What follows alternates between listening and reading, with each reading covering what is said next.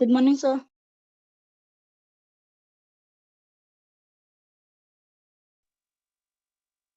Good morning, Vacho. Good morning, everybody. Good morning, sir. Good morning, sir.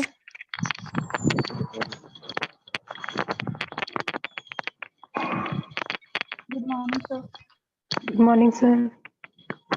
Probably ਬੱਚੇ ਬਹੁਤ noise ਆ ਰਿਹਾ ਤੁਹਾਡਾ ਮਿਊਟ ਕਰ ਲਿਆ ਕਰੋ ਨਾਲ ਦੀ ਨਾਲ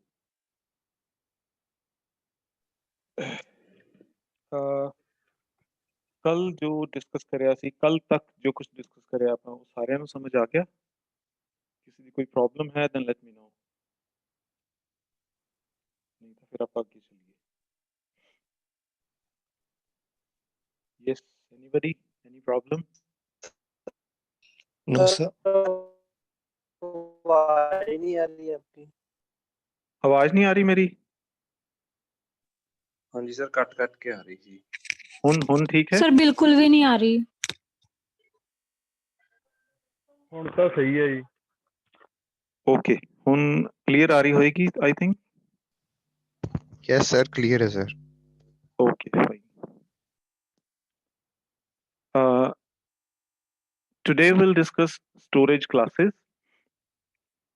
ਤੁਸੀਂ ਸ਼ਾਇਦ C ਜਾਂ C++ ਚ ਪਹਿਲਾਂ ਵੀ ਪੜ੍ਹਿਆ ਹੋਣੀਆਂ there are 4 storage classes auto extern static register storage class ਦੇ ਵਿੱਚ ਕਿਆ ਹੈ ਇਸ ਦੇ ਵਿੱਚ ਹੋਏਗਾ ਕਿ where the data is stored second lifetime ਉਸਦਾ ਕਿੰਨਾ ਹੋਏਗਾ third ਉਸਦੀ visibility fourth ਉਸਦੀ start या initial value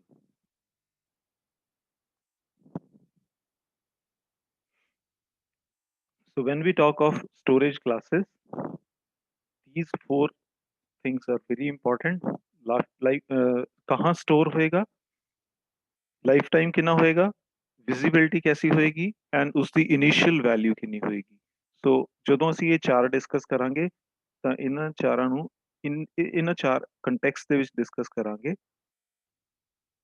okay now let us take up examples of all of these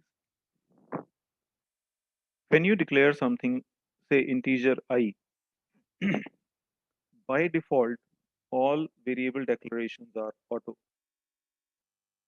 I repeat by default all variable declarations are auto auto the meaning क्या है कि automatically ਇਸ ਨੂੰ ਮੈਮਰੀ ਐਲੋਕੇਟ ਹੋਏਗੀ automatically memory free ਹੋ ਜਾਏਗੀ right ਤੁਸੀਂ auto ਲਿਖ ਰਹੇ ਹੋ ਜਾਂ ਨਹੀਂ ਲਿਖ ਰਹੇ it doesn't matter it means the same thing ਇੱਕੋ ਹੀ मीनिंग है इसका ओके स्टोर कहाँ होएगा where will it be store auto variables जो हैं और the variables declared with auto storage class they are stored in memory so auto the storage memory होएगी ਲਾਈਫ ਟਾਈਮ ਕਿੰਨਾ ਹੈ ਲਾਈਫ ਟਾਈਮ ਦਾ ਮਤਲਬ ਕਦੋਂ ਉਸ ਨੂੰ ਮੈਮਰੀ ਮਿਲੀ ਔਰ ਕਦੋਂ ਉਹ ਫ੍ਰੀ ਹੋ ਗਿਆ like in this case sir आवाज नहीं आ रही थोड़ी क्लियर। ਬੱਚੇ ਕਿਸ ਤੁਹਾਡੇ ਨੈਟਵਰਕ 'ਚ ਪ੍ਰੋਬਲਮ ਹੋਏਗੀ ਇੱਥੋਂ ਤਾਂ ਠੀਕ ਹੀ ਜਾ ਰਿਹਾ ਸਾਰਾ Sir, clear है, sir. नेटवर्क प्रॉब्लम आ रही है। ਬੱਚੇ ਜਿਨ੍ਹਾਂ ਨੂੰ ਨੈਟਵਰਕ ਪ੍ਰੋਬਲਮ ਆ ਰਹੀ ਹੈ ਪਲੀਜ਼ ਵੀਡੀਓਜ਼ ਮੈਂ ਅਪਲੋਡ ਕਰੂੰਗਾ ਵੀਡੀਓ ਦੇਖ ਲੈਣਾ ਉਸ ਦੇ ਵਿੱਚ ਬਿਲਕੁਲ ਕਲੀਅਰ ਆ ਰਹੀ ਹੁੰਦੀ ਹੈ ਆਵਾਜ਼ ਕਿਉਂਕਿ ਇੱਥੋਂ ਬਿਲਕੁਲ ਠੀਕ ਜਾ ਰਹੀ ਹੈ ਰਿਕਾਰਡਿੰਗ ਦੇ ਵਿੱਚ ਬਿਲਕੁਲ ਠੀਕ ਹੁੰਦੀ ਹੈ ਤੁਹਾਡੇ ਉੱਥੇ ਪੁਆਇੰਟ ਤੇ ਨੈਟਵਰਕ ਇਸ਼ੂ ਹੋਏਗਾ ਪਰਮਜੀਤ ਤੁਹਾਡੀ ਨੈਟਵਰਕ ਇਸ਼ੂ ਹੈ ਤੁਹਾਡੀ ਆਵਾਜ਼ ਮੈਨੂੰ ਵੀ ਨਹੀਂ ਆ ਰਹੀ ਜਿਨ੍ਹਾਂ ਨੂੰ ਪ੍ਰੋਬਲਮ ਆ ਰਹੀ ਹੈ ਉਹ ਵੀਡੀਓਜ਼ ਦੇਖ ਲੈਣ ਬਾਅਦ ਵਿੱਚ ਵੀਡੀਓਜ਼ ਦੇਖ ਲੈਣ ਇਸੇ ਪਰਪਸ ਲਈ ਉਹ ਸ਼ੇਅਰ ਕੀਤੀਆਂ ਜਾਂਦੀਆਂ ਓਕੇ ਲੈਟ ਮੀ ਕੰਟੀਨਿਊ ਆਪਾਂ ਆਟੋ ਡਿਸਕਸ ਕਰ ਰਹੇ ਸੀ ਆਈ ਟੋਲਡ ਯੂ ਕਿ ਉਹ ਸਟੋਰ ਹੋਏਗਾ ਮੈਮਰੀ ਦੇ ਵਿੱਚ ਉਸ ਦਾ lifetime we are discussing ਉਸ ਦਾ ਲਾਈਫ ਟਾਈਮ ਕਿਆ ਹੈ just look at this I ਅਸੀਂ ਮੇਨ ਦੇ ਵਿੱਚ ਡਿਕਲੇਅਰ ਕੀਤਾ ਹੈ we call it a block main ਦੇ ਬਲੌਕ ਵਿੱਚ ਡਿਕਲੇਅਰ ਕਰਿਆ ਹੈ ਜਦੋਂ ਅਸੀਂ ਮੇਨ ਦੇ ਬਲੌਕ ਵਿੱਚ ਐਂਟਰ ਕਰਾਂਗੇ ਆਈ ਨੂੰ ਮੈਮਰੀ ਮਿਲ ਜਾਏਗੀ ਜਦੋਂ ਤੁਸੀਂ ਪ੍ਰੋਗਰਾਮ ਖਤਮ ਕਰਨ ਲੱਗੋਗੇ ਆਈ ਦੀ ਮੈਮਰੀ free हो जाएगी within this suppose I am creating another block integer a ਹੁਣ ਇਸ a ਦੀ visibility ਸਿਰਫ ਇਸ ਇਹਦਾ ਲਾਈਫ ਟਾਈਮ ਸਿਰਫ ਇਸ ਬਲੌਕ ਤੱਕ ਹੀ ਅਸੈਸਿਬਲ ਹੈ। ਅਗਰ ਤੁਸੀਂ ਇਸ ਨੂੰ ਬਾਹਰ ਅਸੈਸ ਕਰੋਗੇ ਸੀ ਆਊਟ A ਤਾਂ ਇਹ ਐਰਰ ਦੇਗਾ। As you can see here there is an error identifier A is undefined. ਇਸ ਦਾ ਮਤਲਬ क्या है, इसका जो लाइफ टाइम है वो लाइफ टाइम ਬਲੌਕ ਤੱਕ ਹੀ ਲਿਮਿਟਿਡ ਹੈ। ਜਿਸ ਬਲੌਕ ਦੇ ਵਿੱਚ ਤੁਸੀਂ ਕਿਸੇ ਵੇਰੀਏਬਲ ਨੂੰ ਡਿਕਲੇਅਰ ਕਰਿਆ ਉਸ ਦਾ ਲਾਈਫ ਟਾਈਮ ਉਸ ਬਲੌਕ ਜਿੰਨਾ ਹੀ ਹੈ। ਜਿਵੇਂ ਇਹ ਬਲੌਕ ਇੱਥੇ ਸਟਾਰਟ ਹੋਇਆ ਇੱਥੇ ਖਤਮ ਹੋ ਗਿਆ ਤਾਂ A ਦਾ ਜੋ ਲਾਈਫ टाइम है वो सिर्फ इस ब्लॉक तक ही है। Then is visibility. Visibility means कहाँ कहाँ एक्सेसिबल है। As you can see A ਅਸੀਂ ਇਸ ਬਲੌਕ ਦੇ ਵਿੱਚ ਡਿਕਲੇਅਰ ਕਰਿਆ ਹੈ, ਇਸ ਦਾ ਲਾਈਫ ਟਾਈਮ ਇਸ ਬਲੌਕ ਜਿੰਨਾ ਹੀ ਹੈ ਔਰ ਇਸ ਤੋਂ ਬਾਹਰ ਇਹ ਵਿਜ਼ੀਬਲ ਨਹੀਂ ਹੈ। ਇੱਥੇ ਅਗਰ ਤੁਸੀਂ A ਨੂੰ ਐਕਸੈਸ ਕਰੋਗੇ ਇਹ ਖਤਮ ਹੋ ਚੁੱਕਿਆ, it doesn't exist. Similarly let us take up one more example. ਮੈਂ ਤੁਹਾਨੂੰ ਕਰਾਇਆ ਸੀਗਾ for loop.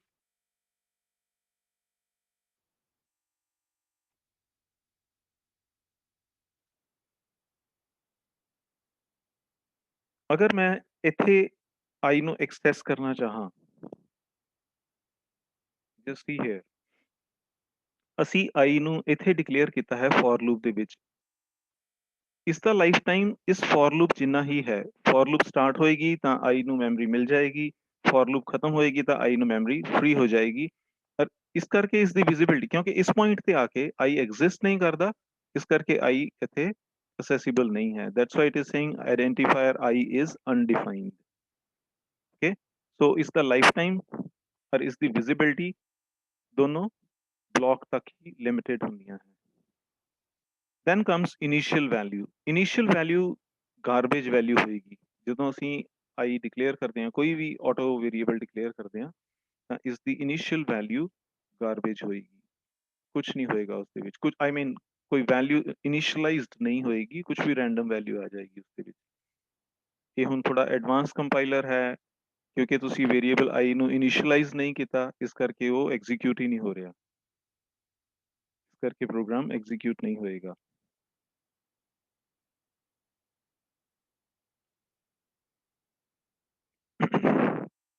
Okay, then we move to the next one, which is extern।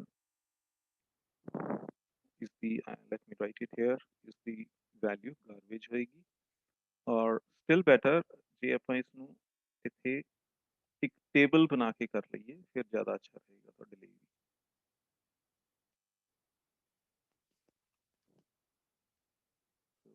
storage class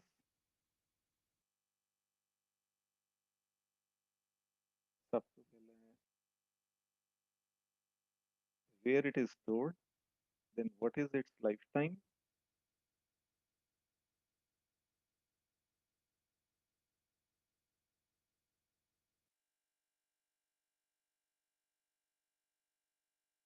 इसकी visibility या इसमें scope भी कहते हैं, and end ਵਿੱਚ ਆ ਜਾਏਗਾ initial value।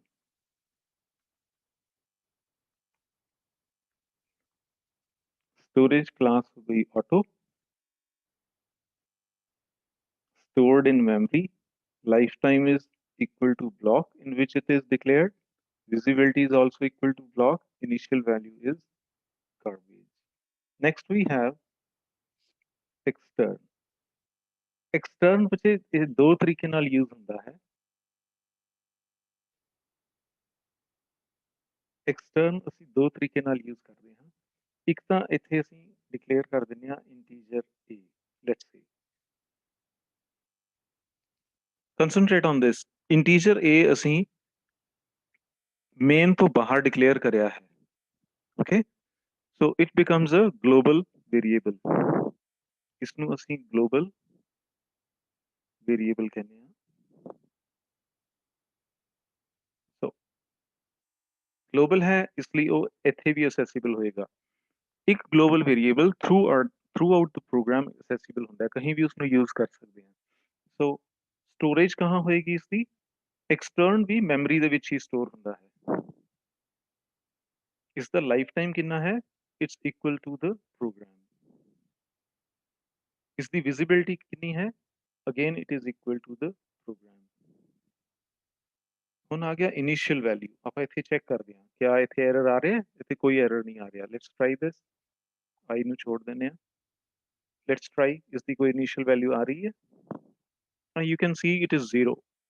ਜਦੋਂ ਕੋਈ ਵੇਰੀਏਬਲ ਗਲੋਬਲ ਡਿਕਲੇਅਰ ਕਰਿਆ ਜਾਂਦਾ ਹੈ ਤਾਂ ਉਸ ਦੀ ਇਨੀਸ਼ੀਅਲ ਵੈਲਿਊ 0 ਹੁੰਦੀ ਹੈ। ਇੱਕ ਵਾਰ ਫਿਰ ਸਮਝ ਲਓ, ਮੈਂ ਦੋ ਵੇਰੀਏਬਲ ਡਿਕਲੇਅਰ ਕਰੇ हैं, एक int a ਤੇ ਇੱਕ int b। int a global variable है और int b we call it local variable।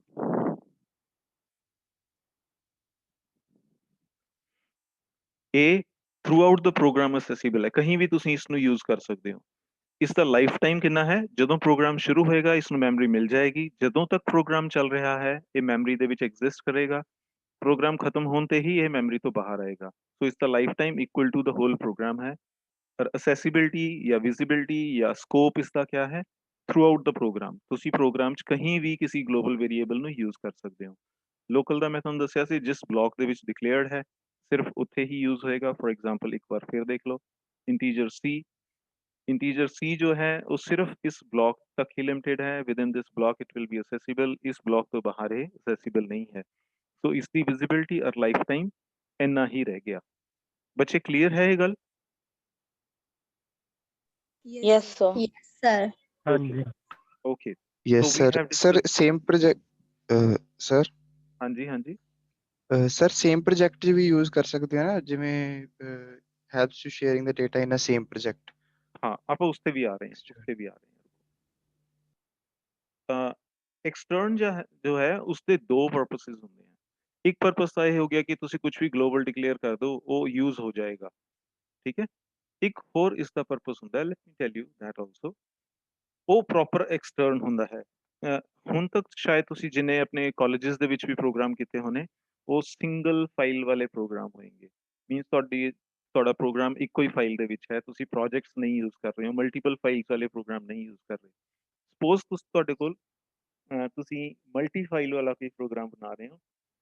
ਤੁਹਾਡੇ ਕੋਲ ਦੋ ਫਾਈਲਾਂ ਹੈ, ਫਾਈਲ 1.cpp ਐਂਡ ਦੂਸਰੀ ਹੈ file 2.cpp and both of these are part of a project। ਇੱਕੋ ਹੀ ਪ੍ਰੋਜੈਕਟ ਦਾ ਪਾਰਟ ਹੈ ਦੋਨੋਂ। ਤਾਂ ਕੀ ਹੋਏਗਾ, ਤੁਸੀਂ ਇੱਥੇ ਇੱਕ ਵੇਰੀਏਬਲ ਡਿਕਲੇਅਰ ਕੀਤਾ integer i, it is a global variable hair.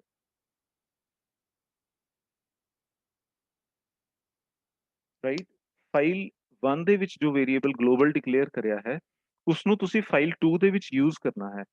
ਹੁਣ ਅਦਰਵਾਈਜ਼ ਵਿਦਿਨ ਫਾਈਲ 1 ਉਹ ਤਾਂ ਸਾਰੇ ਕਿਤੇ ਅਸੈਸੀਬਲ ਹੈ, ਪਰ ਫਾਈਲ 2 ਕਿਉਂਕਿ ਇੱਕ ਸੈਪਰੇਟ ਐਂਟੀਟੀ ਹੋ ਗਈ ਉੱਥੇ ਉਹ ਇਦਾਂ ਅਸੈਸੀਬਲ ਨਹੀਂ ਹੋਏਗਾ। ਉੱਥੇ ਤੁਹਾਨੂੰ ਲਿਖਣਾ ਪਏਗਾ extern int i। extern means external। इसका मतलब हो जाएगा within the project integer externally कहीं डिफाइंड है, ਇੱਥੇ ਤਾਂ ਸਿਰਫ ਅਸੀਂ ਉਸ ਨੂੰ ਯੂਜ਼ ਕਰ ਰਹੇ ਹਾਂ। ਜੋ ਫਾਈਲ 1 ਦੇ ਵਿੱਚ i ਦੀ ਵੈਲਿਊ ਹੋਏਗੀ ਉਹ ਸੇਮ ਵੈਲਿਊ ਇੱਥੇ ਅਸੈਸੀਬਲ ਹੋ ਜਾਏਗੀ। ਸੋ ਇਸ ਫਾਈਲ 1 ਦੇ int i ਨੂੰ ਮੈਮਰੀ ਮਿਲੇਗੀ, ਇਸ int i extern int i ਨੂੰ ਮੈਮਰੀ ਨਹੀਂ ਮਿਲੇਗੀ ਕਿਉਂਕਿ basically they are the same, ਦੋਨੋਂ ਸੇਮ ਹੈ। ਠੀਕ, ਇਜ਼ ਇਟ ਕਲੀਅਰ ਬੱਚੇ? Yes, sir। ਸੋ ਜੇ ਮਲਟੀਪਲ ਫਾਈਲ ਜੋ ਹੋਣ ਫੇਰ ਹੀ ਹਾਂ ਮਲਟੀਪਲ ਫਾਈਲਸ ਹੋਣ ਸਿਰਫ ਤਾਂ। ਸੋ ਅਗਰ ਦੂਸਰੀ ਫਾਈਲ ਦੇ ਵਿੱਚ ਤੁਸੀਂ extern int i ਲਿਖ ਦੋਗੇ ਇਸ ਦਾ ਮਤਲਬ ਇਹ i एक्सटर्नली कहीं होर डिफाइंड है with in the same project. Same project ਦੇ ਵਿੱਚ कहीं किसी होर फाइल ਦੇ ਵਿੱਚ डिफाइंड है, ਅਸੀਂ ਉਸ ਨੂੰ यूज करना है। फॉर एग्जांपल अगर मैं ਇੱਥੇ ਲਿਖਦਾ 0 और लेट इट बी 5, राइट, और ਇੱਥੇ मैं डिक्लेयर करता है extern i ਇਸ ਦੇ ਕਿਸੇ ਫੰਕਸ਼ਨ ਦੇ ਵਿੱਚ, ਇਸ ਫਾਈਲ 2 ਦੇ ਕਿਸੇ ਫੰਕਸ਼ਨ ਦੇ ਵਿੱਚ ਤੇ f1 ਫੰਕਸ਼ਨ ਹੈ और fi फंक्शन है, इस ਦੇ ਵਿੱਚ मैं cout i करता। सर आवाज ना कट गई जी। ਆਵਾਜ਼ ਹੀ ਕੱਟ ओके ओके, फाइल 2 ਦੇ ਵਿੱਚ ਅਗਰ ਮੈਂ ਕੋਈ ਫੰਕਸ਼ਨ ਬਣਾਇਆ f1 ਉਸ ਦੇ ਵਿੱਚ ਮੈਂ ਸੀ ਆਊਟ ਕਰ ਰਿਹਾ, ਉਹਦੀ ਵੈਲਿਊ ਨੂੰ ਪ੍ਰਿੰਟ ਕਰਵਾ ਰਿਹਾ i ਦੀ ਨੂੰ, ਤਾਂ i ਦੀ ਵੈਲਿਊ 5 ਪ੍ਰਿੰਟ ਹੋਏਗੀ ਕਿਉਂਕਿ ਐਕਸਟਰਨਲੀ ਉਹ 5 ਡਿਕਲੇਅਰਡ ਹੈ, ਉਸਦੀ ਵੈਲਿਊ 5 ਨਾਲ ਇਨੀਸ਼ੀਅਲਾਈਜ਼ਡ ਹੈ। ਇਹ ਕਲੀਅਰ ਹੈ ਬੱਚੇ? रिपीट करिए एक बार तो। Yes, sir। ਹਾਂ ਮੈਂ ਕਿਹਾ ਸੀ I'll repeat it, no problem.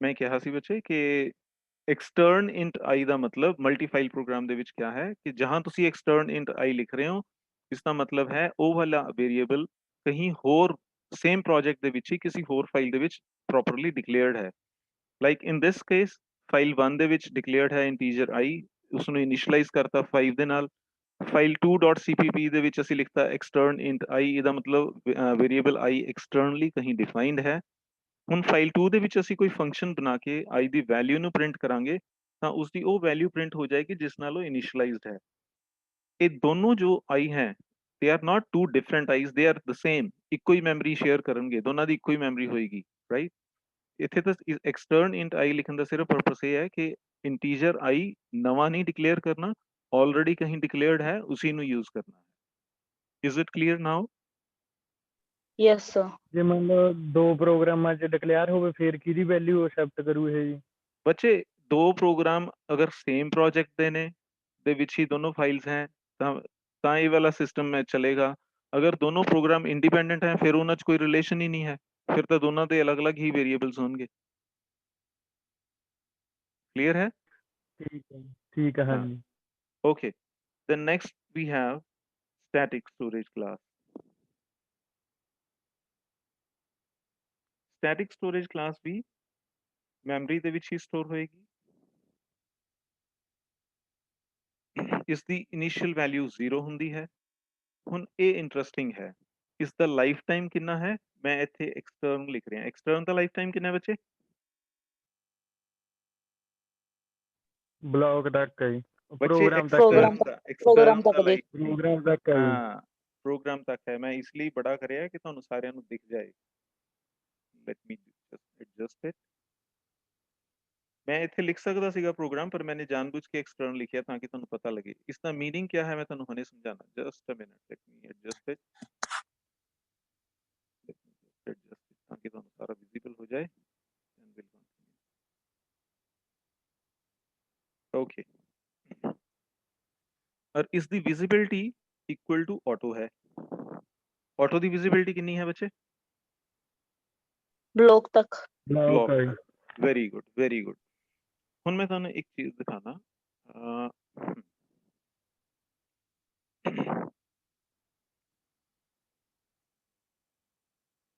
ਅਸੀਂ ਕੁਝ ਸਟੈਟਿਕ ਡਿਕਲੇਅਰ ਕਰਦੇ ਹਾਂ ਸਟੈਟਿਕ ਨੂੰ ਬੱਚੇ ਬਹੁਤ ਅੱਛੀ ਤਰ੍ਹਾਂ ਸਮਝਣਾ ਹੈ ਇਹ ਅੱਗੇ ਵੀ ਬਹੁਤ ਯੂਜ਼ ਹੋਏਗਾ ਇਸ ਨੂੰ ਬਹੁਤ ਅੱਛੀ ਤਰ੍ਹਾਂ ਸਮਝਣਾ ਹੈ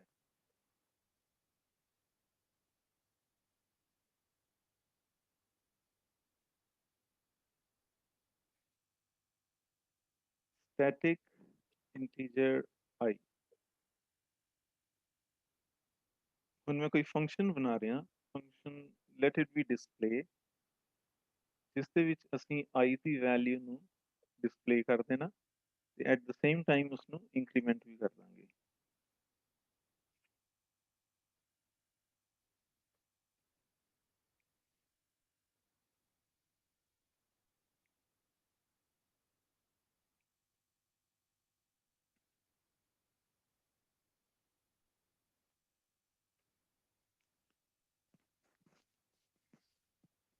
ਮੈਂ ਕਿਹਾ ਸੀ ਇਸ ਨੂੰ ਬਹੁਤ ਅੱਛੀ ਤਰ੍ਹਾਂ ਸਮਝਣਾ ਹੁਣ ਦੇਖੋ ਕੀ ਕਰ ਰਿਹਾ ਹੈ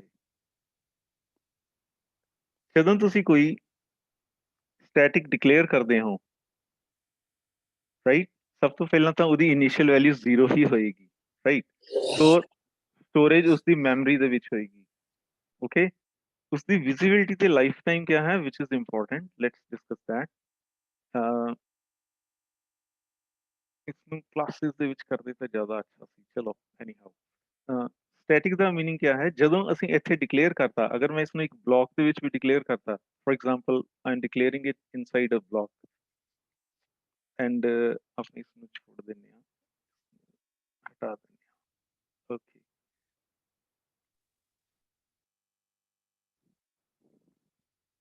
और इसमें ਇੱਥੇ डिस्प्ले कर रहे हैं सी आउट आई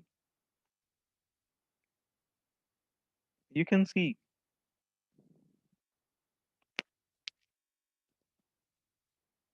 इसमें डिक्लेयर करना ही होएगा int i ओके ਜਦੋਂ ਤੁਸੀਂ ਸਟੈਟਿਕ ਲਿਖੋਗੇ ਉਸ ਦਾ मीनिंग क्या है the moment this statement is encountered ਜਦੋਂ ਪ੍ਰੋਗਰਾਮ ਰਨ ਕਰਦੇ ਹੋਏ ਸਟੇਟਮੈਂਟ ਆਏਗੀ ਤਾਂ ਮੈਮਰੀ ਦੇ ਵਿੱਚ i स्टोर हो जाएगा, मैमरी मिल जाएगी आई नू और उसकी इनिशियल वैल्यू 0 हो जाएगी। एक बार ये डिक्लेयर हो गया, एक बार इसमें मैमरी मिल गई, ये एग्जिस्ट करेगा उਦੋਂ तक ਜਦੋਂ तक कि प्रोग्राम खत्म नहीं हो ਜਾਂਦਾ। ਇੱਥੇ ਪ੍ਰੋਪਰ ਨਹੀਂ ਚੱਲ ਪਾਏਗਾ, ਜਦੋਂ ਆਪਾਂ ਕਲਾਸਿਸ ਕਰਾਂਗੇ ਫਿਰ ਆਪਾਂ ਇਹਦੀਆਂ ਐਗਜ਼ਾਮਪਲਸ ਕਰਾਂਗੇ। ਇੱਥੇ ਫਿਲਹਾਲ ਨਹੀਂ ਚੱਲੇਗਾ ਇਸ ਤਰ੍ਹਾਂ, ਬਿਨਾਂ ਕਲਾਸਿਸ ਤੋਂ ਨਹੀਂ ਹੋਏਗਾ। जब क्लासेस डिस्कस करेंगे then we'll discuss this in detail। इसका बेसिकली मीनिंग क्या है कि ਜਦੋਂ ਇੱਕ ਵਾਰ ਇਹ ਸਟੇਟਮੈਂਟ ਐਨਕਾਊਂਟਰ ਹੋ ਗਈ ਤਾਂ ਇਸ ਨੂੰ ਮੈਮਰੀ ਮਿਲ ਜਾਏਗੀ, ਪਰ ਇਹ ਉਦੋਂ ਤੱਕ ਮੈਮਰੀ 'ਚ ਰਹੇਗਾ ਜਦੋਂ ਤੱਕ ਪ੍ਰੋਗਰਾਮ ਚੱਲ ਰਿਹਾ ਹੈ। ਸੋ ਇੱਥੇ ਜੋ ਮੈਂ ਲਿਖਿਆ ਸੀ, ਅਗਰ ਇਸ ਨੂੰ ਤੁਸੀਂ ਧਿਆਨ ਨਾਲ ਦੇਖੋ,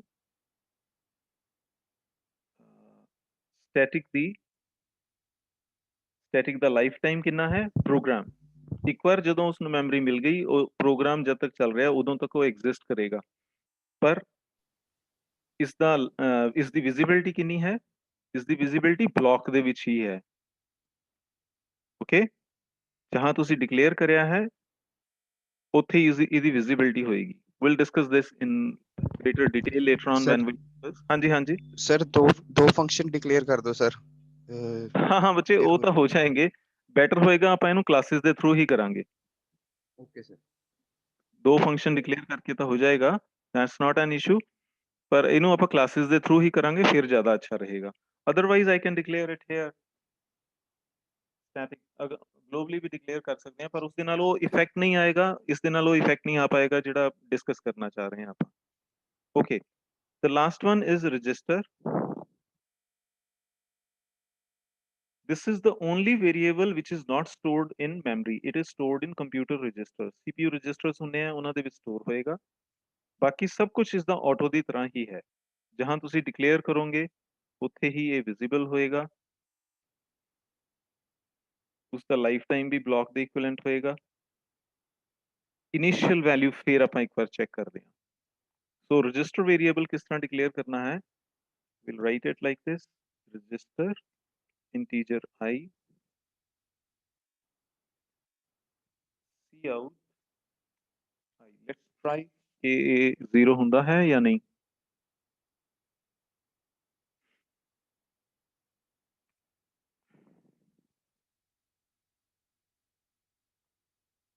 ਅਨਇਨੀਸ਼ੀਅਲਾਈਜ਼ਡ ਹੈ, ਇਸ ਦੀ ਇਨੀਸ਼ੀਅਲ ਵੈਲਿਊ ਫਿਰ ਗਾਰਬੇਜ ਹੀ ਹੋਏਗੀ। ਓਕੇ, ਰਜਿਸਟਰ ਸਟੋਰੇਜ ਕਲਾਸ ਦੀ ਇਨੀਸ਼ੀਅਲ ਵੈਲਿਊ ਵੀ ਗਾਰਬੇਜ ਹੀ ਹੋਏਗੀ।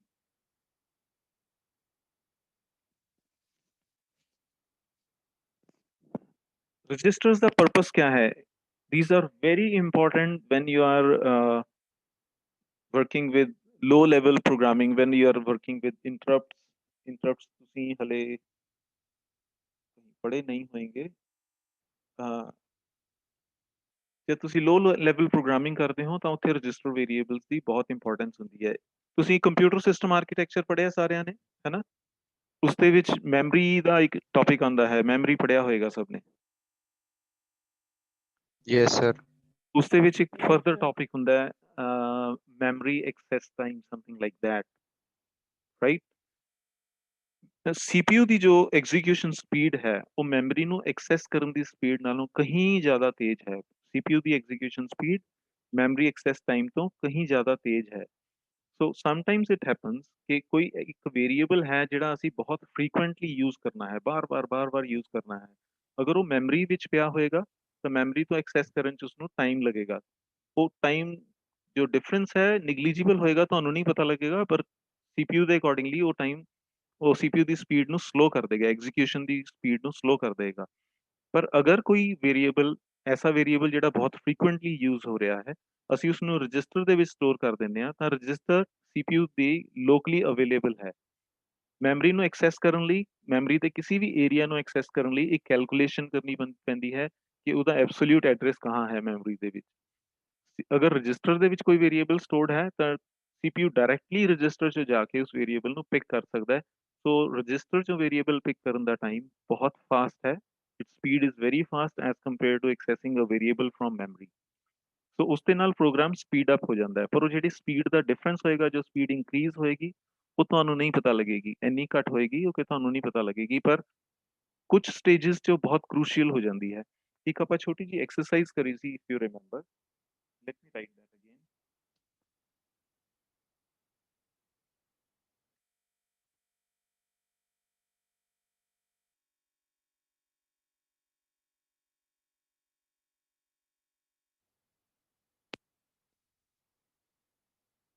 ये छोटी जी एक्सरसाइज है। इसਦੇ ਵਿੱਚ क्या है, इफ यू रिमेंबर ਆਪਾਂ ਇਸ ਤਰ੍ਹਾਂ ਜਦੋਂ ਕਰਿਆ ਸੀ ਤਾਂ ਮੈਂ ਤੁਹਾਨੂੰ ਪੁੱਛਿਆ ਸੀਗਾ ਕਿ ਮੈਮਰੀ ਸੌਰੀ ਆਈ ਵੇਰੀਏਬਲ ਕਿੰਨੀ ਵਾਰ ਐਕਸੈਸ ਹੋ ਰਿਹਾ ਇਸ ਦੇ ਵਿੱਚ। Do you remember that? How many times the value of yes I sir is accessed? ਕਿੰਨੀ ਵਾਰ ਹੋ ਰਿਹਾ ਬੱਚੇ ਇਸ ਕੇਸ 'ਚ? n times, sir. n is 10. How many times? Yes, sir. How many 10 times? times. Wait. I am not 11. asking how many times value of I is printed. I am asking how many times value of I is accessed. ਦੋਨਾਂ 'ਚ ਬਹੁਤ difference ਹੈ। ਤੁਸੀਂ ਸ਼ਾਇਦ ਨਵੇਂ join ਕਰ ਰਹੇ ਹੋ ਜਾਂ ਕਲਾਸ ਨਹੀਂ ਹਲੇ ਤੱਕ ਲਗਾਈ ਹੋਣੀ। ਜਿਨ੍ਹਾਂ ਨੇ ਕਲਾਸ ਲਗਾਈ ਸੀ ਉਹ ਦੱਸਣਗੇ how many times value of I will be accessed in this case?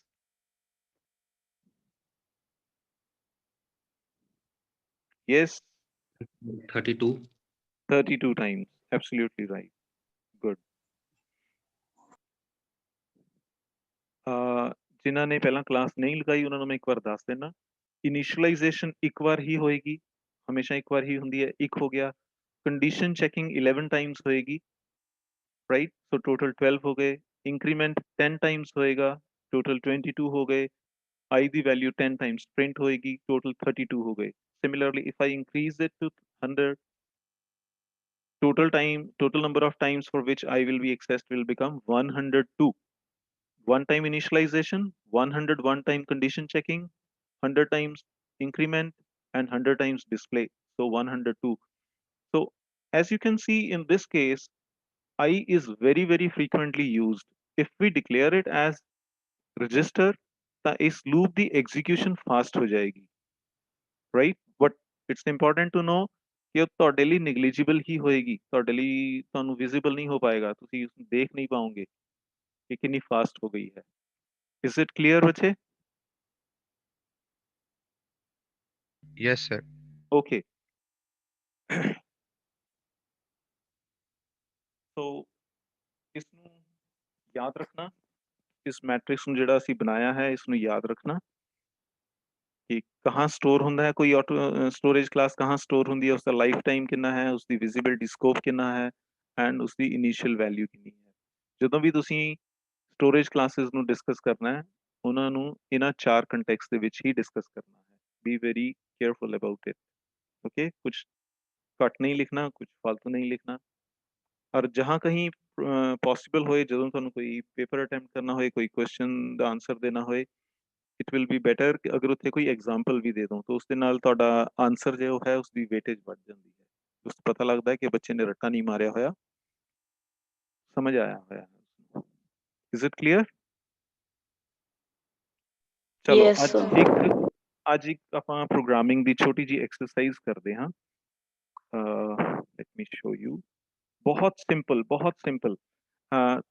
I'll try, ਅਗਰ ਤੁਸੀਂ ਵੀ ਮੇਰੇ ਨਾਲ ਹੀ ਪ੍ਰੋਪਰ ਐਫਰਟ ਕਰੋ ਤਾਂ ਪ੍ਰੋਗਰਾਮਿੰਗ ਸਿੱਖ ਜਾਓਗੇ, ਲੌਜਿਕ ਡਿਵੈਲਪਮੈਂਟ ਸਿੱਖ ਜਾਓਗੇ। ਮੈਂ ਸ਼ੁਰੂ ਵਾਲੇ ਲੈਕਚਰ 'ਚ ਦੱਸਿਆ ਸੀ ਕਿ programming is just like common sense. ਥੋੜਾ ਜਿਹਾ ਅਗਰ ਦਿਮਾਗ ਲਗਾਓਗੇ ਤਾਂ ਪ੍ਰੋਗਰਾਮਿੰਗ ਹੋ ਜਾਏਗੀ। ਇਹ ਕੋਈ ਰॉकेट ਸਾਇੰਸ ਨਹੀਂ ਹੈ ਕਿ ਕੋਈ ਸਿੱਖ ਹੀ ਨਹੀਂ ਸਕਦਾ, ਐਸਾ ਕੁਝ ਨਹੀਂ ਹੈ। ਕਈ ਬੱਚੇ ਤਾਂ ਇਸੇ ਡਰ ਤੋਂ ਪ੍ਰੋਗਰਾਮਿੰਗ ਨਹੀਂ ਕਰਦੇ ਕਿ ਪਤਾ ਨਹੀਂ ਕਿਤੇ ਕੰਪਿਊਟਰ 'ਚ ਕੋਈ ਬਲਾਸਟ ਹੀ ਨਾ ਹੋ ਜਾਏ। ਐਸਾ ਕੁਝ ਨਹੀਂ ਹੁੰਦਾ। ਹੌਲੀ ਪ੍ਰੈਕਟਿਸ ਕਰੋ। ਜਿੰਨੀ ਪ੍ਰੈਕਟਿਸ ਕਰੋਗੇ, ਜਿੰਨੀ ਜ਼ਿਆਦਾ ਪ੍ਰੈਕਟਿਸ ਕਰੋਗੇ ਉਨਾ ਜ਼ਿਆਦਾ ਤੁਸੀਂ ਸਿੱਖ ਪਾਓਗੇ। ਸਾਹਿਲਦੀਪ, ਹਾਂਜੀ ਕੁਝ ਕਹਿ ਰਹੇ ਹੋ? ਸਰ ਇੱਕ ਵਾਰ ਵਿਜ਼ੂਅਲ ਸਟੂਡੀਓ ਸ਼ੁਰੂ ਤੋਂ ਖੋਲ ਕੇ ਦਿਖਾ ਦਿੰਦੇ ਜੀ, ਸਾਨੂੰ ਪਤਾ ਨਹੀਂ ਲੱਗਦਾ ਵੀ ਕਿਹੜਾ ਸਿਲੈਕਟ ਕਰਨਾ ਸ਼ੁਰੂ ਤੋਂ ਜੀ। ਓਕੇ ਬੱਚੇ, ਕੰਸੋਲ ਓਕੇ ਐਪਲੀਕੇਸ਼ਨ ਵਾਲਾ ਜੀ। ਫਾਈਨ ਮੈਂ ਦੱਸਦਾ ਤੁਹਾਨੂੰ। ਹਾਂਜੀ ਸ਼ੁਰੂ ਤੋਂ ਕਰਦੇ ਹਾਂ। ਤੁਸੀਂ ਵਿਜ਼ੂਅਲ ਸਟੂਡੀਓ ਦੇ ਵਿੱਚ ਜਾਓਗੇ, like hair I have it. ਇੱਥੇ ਤੁਸੀਂ ਚਾਹੇ ਇੱਥੋਂ ਚਲੇ ਜਾਓ, ਸਟਾਰਟ ਤੋਂ ਚਲੇ ਜਾਓ, ਚਾਹੇ ਦੂਸਰੇ ਪਾਸੋਂ ਚਲੇ ਜਾਓ, ਦੈਟ ਡਜ਼ਨਟ ਮੈਟਰ। ਮੈਂ ਸਾਰੇ ਆਈਕਨਸ ਜਿਹੜੇ ਮੈਂ ਯੂਜ਼ ਕਰਨੇ ਹੁੰਦੇ ਆ ਬਾਹਰ ਹੀ ਰੱਖੇ ਹੋਏ ਨੇ। ਸੋ ਵਿਜ਼ੂਅਲ ਸਟੂਡੀਓ 'ਚ ਜਾਓਗੇ, ਜਦੋਂ ਵੀ ਕੋਈ ਨਵਾਂ ਪ੍ਰੋਗਰਾਮ ਕਰਨਾ ਹੈ ਤੁਸੀਂ ਹਮੇਸ਼ਾ ਹੀ ਨਿਊ ਪ੍ਰੋਜੈਕਟ ਕਰੋਗੇ। ਫਾਈਲ 'ਚ ਜਾ ਕੇ ਨਿਊ ਪ੍ਰੋਜੈਕਟ ਸਿਲੈਕਟ ਕਰੋਗੇ, ਉੱਥੇ VC++ ਸਿਲੈਕਟ ਕਰ ਲੈਣਾ, ਵਿਜ਼ੂਅਲ C++, ਰਾਈਟ?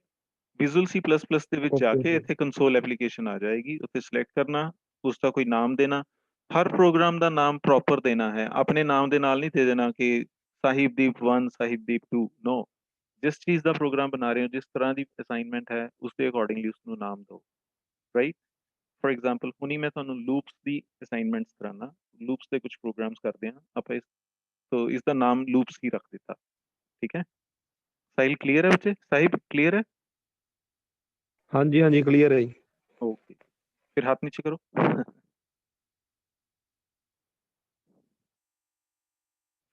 ओके, एक छोटा जा ਸਰ ਇੱਕ ਵਾਰ ਲਿੰਕ ਸੈਂਡ ਕਰ ਦਿਓ ਜੀ। Okay, I will share it again. एक छोटा ਜਿਹਾ ਪ੍ਰੋਗਰਾਮ ਬਣਾਉਂਦੇ ਆ। ਦੇਖੋ ਲੂਪਸ ਨੂੰ ਕਿਵੇਂ ਯੂਜ਼ ਕਰਨਾ ਹੈ, ਕੋਈ ਪੈਟਰਨ ਜਨਰੇਟ ਕਰਨਾ ਹੈ ਤਾਂ ਕਿਸ ਤਰ੍ਹਾਂ ਕਰਨਾ ਹੈ, ਆਪਾਂ ਉਹ ਬਣਾਉਂਦੇ ਆ। ਫॉर एग्जांपल अगर सिंपली मैं 0 to 9 तक प्रिंट करना है या 0 to n तक प्रिंट करना है तो आप की करेंगे, have a look at it.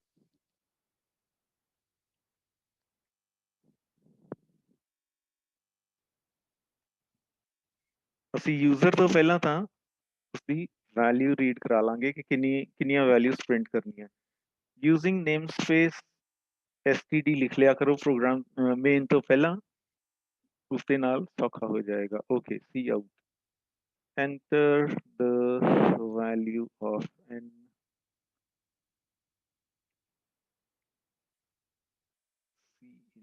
n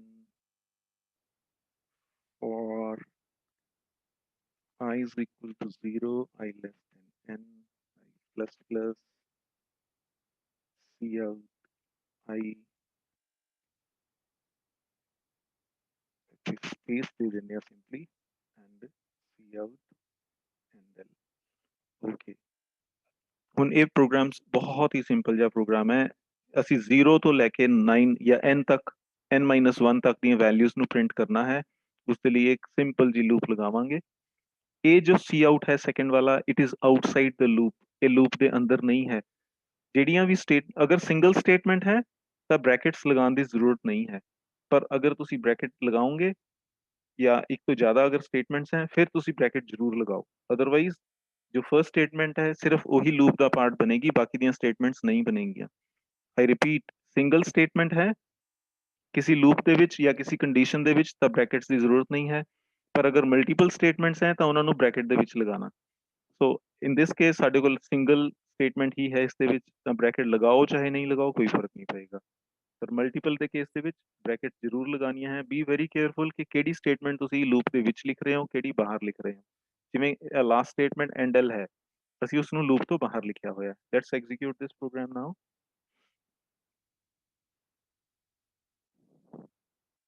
for example मैं 10 एंटर करता, 0 to 9 वैल्यूज प्रिंट कर देगा। लेट्स रन इट अगेन, 20 लिखता तो 0 to 19 वैल्यूज प्रिंट कर देगा। नाउ आई वांट कि ये वैल्यूज इस पैटर्न जान 0 1 2 3 एंड सो ऑन। तो की करना होएगा, सिंपली इत्थे स्लैश एन कर देनी है। इत्थे स्लैश एन लिख दो या एंडल लिख दो, दैट मीन्स द सेम। इत्थे एंडल लिख दो चाहे स्लैश एन लिख दो, कोई फर्क नहीं है। हुण क्या होएगा, वो हर रो दे विच नवी वैल्यू आ जाएगी, राइट। ओके, नैक्सट सपोज असी इन्हां दी जगह एक कोई फिक्स्ड कैरेक्टर ही लिखना है, असी 1 1 1 ही लिखना है। ओके, फिर की करना है, सिंपली राइट हेयर 1, कुछ नहीं करने की जरूरत, सारे पासे 1 1 1 आ जाएगा। ओके, पहला आई सी, आई वेरिएबल सीगा, जो वेरिएबल की वैल्यू होएगी वो प्रिंट होएगी। हुण क्योंकि तुसीं उहनूं फिक्स ही करता कि 1 ही लिखना है, वो हर बार 1 लिखेगा। ओके, हुण एक होर चेंज कर रहा मैं, suppose I want it to be like this.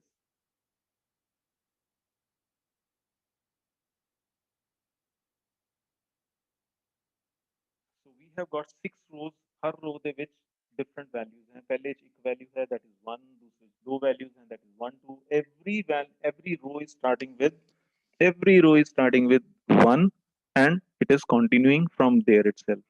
so ਇਸ ਦੇ ਵਿੱਚ क्या करना है, अगर ਤੁਸੀਂ ਇਸ ਨੂੰ ਧਿਆਨ ਨਾਲ ਦੇਖੋ, ਇਸ ਤੇ ਦੋ ਲੂਪਸ ਲੱਗेंगੀਆਂ। ਇੱਕ ਲੂਪ ਤਾਂ ਲੱਗੇਗੀ ਰੋਜ਼ ਲਈ, ਰੋਜ਼ ਜਿਵੇਂ ਇੱਕ रो हो गई, दूसरी रो हो गई, तीसरी रो हो गई एंड सो ऑन। दूसरी जो लूप लगेगी वो लगेगी कॉलम्स ਦੇ ਲਈ ਕਿ ਹਰ ਰੋ ਦੇ ਵਿੱਚ ਕਿੰਨੇ ਕॉलम्स हैं। हाँ, लेट अस राइट दिस। ਅਸੀਂ ਇਸ ਨੂੰ 1 ਤੋਂ ਸਟਾਰਟ ਕਰਦੇ ਹਾਂ। सेकंड लूप किदां लगावांगे, let me show you that also. For एक वेरिएबल होर ले लो लूप के लिए j, for j is equal to 1, j less than equal to I, j plus plus. ਹੁਣ ਇੱਥੇ ਕਿਉਂਕਿ ਅਸੀਂ 1 ਤੋਂ ਸਟਾਰਟ ਕੀਤਾ ਹੈ, ਇੱਥੇ ਵੀ ਇਕੁਅਲ ਲਗਾ ਦਿੰਦੇ ਹਾਂ। फर्स्ट लूप चलेगी, first loop will be from 1 to n, second loop चलेगी from 1 to I. Be very careful about it. तो उस तो बाद ਅਸੀਂ ਲਿਖਾਂਗੇ j ਦੀ ਵੈਲਿਊ ਨੂੰ ਅਸੀਂ ਪ੍ਰਿੰਟ ਕਰ ਲਾਂਗੇ, ਐਂਡ ਆਫਟਰ दैट ਇਸ ਪ੍ਰੋਗਰਾਮ ਨੂੰ ਸਮਝਣਾ ਬਹੁਤ ਅੱਛੀ ਤਰ੍ਹਾਂ ਹੈ, ਤਾਂ ਬਹੁਤ ਹੀ simple. So it will become something like ਦਿਸ।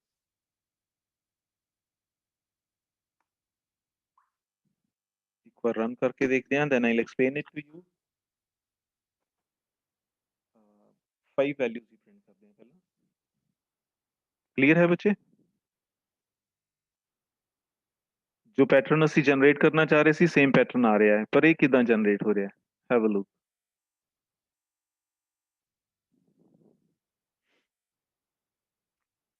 देखो ਅਸੀਂ ਇਸ ਦੋ ਲੂਪਸ ਲਗਾਈਆਂ। मैं ਤੁਹਾਨੂੰ ਦੱਸਿਆ ਪਹਿਲੀ ਲੂਪ ਚਲੇਗੀ ਰੋਜ਼ ਦੇ ਲਈ ਕਿ ਟੋਟਲ ਕਿੰਨੀਆਂ ਰੋਜ਼ ਹੈ, ਦੂਸਰੀ ਲੂਪ ਚਲੇਗੀ ਕਾਲਮਸ ਦੇ ਲਈ ਕਿ ਹਰ ਰੋ ਦੇ ਵਿੱਚ ਕਿੰਨੇ ਕਾਲਮਸ ਹੈ। ਇਸ ਨੂੰ ਆਪਾਂ ਇੱਥੇ ਸਮਝਦੇ ਹਾਂ। Let us consider just 3 rows ताकि सिंपल हो जाए।